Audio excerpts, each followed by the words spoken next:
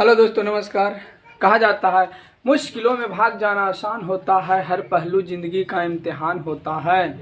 मुश्किलों में भाग जाना आसान होता है, हर पहलू ज़िंदगी का इम्तिहान होता है।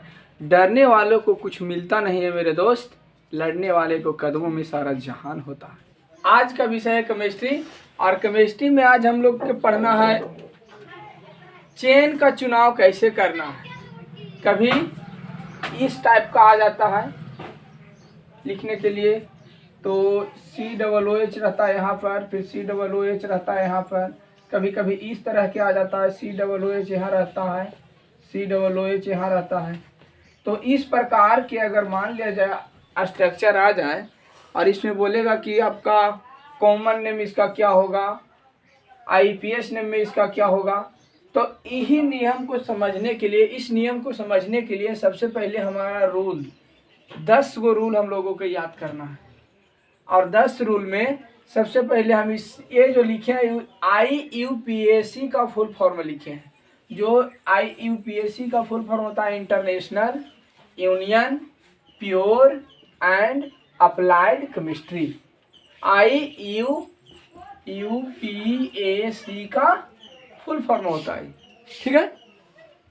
अब जो है रूल नंबर 1, पहला रूल जो है वो लिखा गया है, सर्वप्रथम सबसे लंबे चेन का चुनाव किया जाता है। अगर आपको सामने स्ट्रक्चर दिया हुआ रहे तो सबसे पहले सबसे लंबा चेन जो होगा, चेन के रूप में स्ट्रक्चर, सबसे लंबा स्ट्रक्चर के रूप में चेन जो बना हुआ रहता है उसी का चुनाव किया जाता है। यह ध्यान रखा जाता है कि चेन पर, देखिए यहाँ डबलिंग हो गया है, यह ध्यान रखा जाता है कि चेन पर अधिक से अधिक विस्थापन आ जाए। यानी सबसे लंबा, इसमें पहला नंबर में ध्यान देना है कि इसमें सबसे लंबा चेन का चुनाव करना है।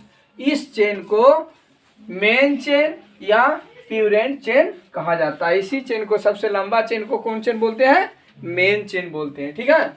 अब दूसरा रूल में बताया गया है, यह चेन सीधी रेखा में या तो उदग्र रेखा में या टेढ़ा मेढ़ा भी, जैसे हम इसे बता दें ऐसे भी हो सकता है चेन। जैसे यहाँ पर हम स्ट्रक्चर के रूप में यहाँ पर बताते हैं CH3 CH2 CH2 CH2 CH3, इस रूप में भी हो सकता है। या तो फिर ऐसे टेढ़ा रूप में CH2, यहाँ CH होकर के CH2, ऐसे करके मैंने टेढ़ा मेढ़ा भी हो सकता है, ठीक है। आ रहा समझ में? उसके बाद में तीसरा रूल में बताया गया, मेन चेन में वर्तमान कार्बन परमाणुओं की संख्या के आधार पर इस चेन का रूट नेम लिखा जाता है। मेन चेन में जो कार्बन परमाणु रहता है उसके आधार पर इस चेन में रूट नेम लिखा जाता है। रूट नेम में क्या क्या लिखा जाता है? तो मिथ होगा, ईथ होगा, prop, but, pent, hex, hept, oct, non, dec, ठीक है। कम से कम 10 तक जरूर याद रखना।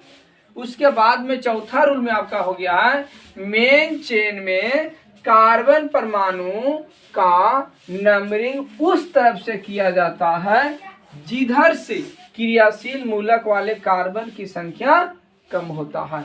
अगर मान लिया जाए एक चेन दिए हैं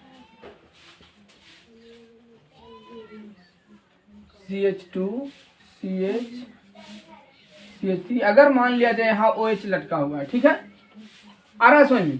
अगर यहाँ OH है तो इस चेन का जो चुनाव किया जाता है, नंबरिंग किया जाता है, उधर से करेंगे जिधर से 5, इधर से करेंगे A1 2 3 4 5। तो इधर से किधर से जो है नंबरिंग सही होगा? तो उधर से सही होगा जिधर से नंबरिंग में क्रियाशील मूलक कम पर आ रहे। तो इधर से अगर अल्कोहल लटका हुआ तो 1 2 3 4 में अल्कोहल है, और उधर से गिनती करेंगे तो 1 2 पर अल्कोहल है, इसलिए उधर वाला नंबरिंग 2 तरफ से जो 2 पर है वो सही है, और जिधर से 4 पर है वो गलत है। तो ऊपर वाला सिस्टम गलत है, नीचे वाला जो है सही है। आगे समझ में?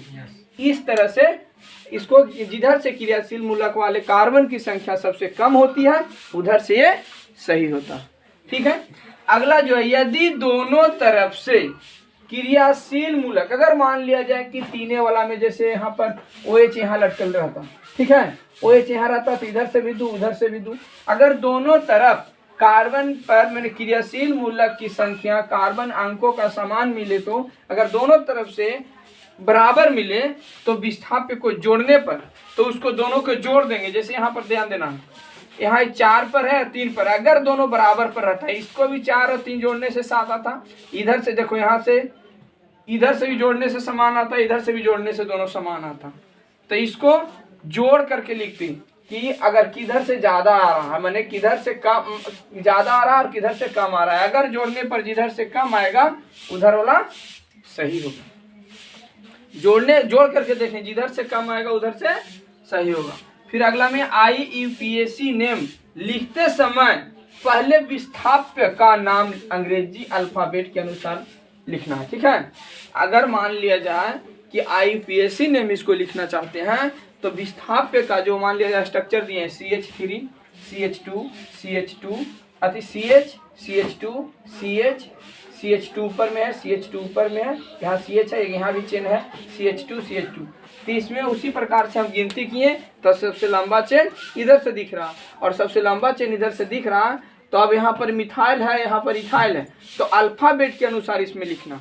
ठीक है, इसमें अल्फाबेट के अनुसार कौन सी लिखना, हम यहाँ 1 2 3 मिथाइल भी पहले लिख सकते थे, 3 मिथाइल और 5 इथाइल लिख सकते हैं। लेकिन अल्फाबेट में अगर एम पहले आता है कि ई पहले आता है, तो ई पहले आता है ABCD में, तो इसलिए ई वाला अल्फाबेट के अनुसार सब जो कम अल्फाबेट जो पहले रहे उसको पहले लिखना है और जो बाद में रहे उसको बाद में लिखना है। तो देखिए 5 पर जो इथाइल लटका हुआ है इथाइल, तो हम 5 इथाइल लिखे हैं और 3 पर मिथाइल लटका हुआ है इसलिए 3 मिथाइल लिखे हैं। और बचाए Cauchy, methane ethane propane butane pentane hexane heptane, तो हेप्टेन लिख दिए।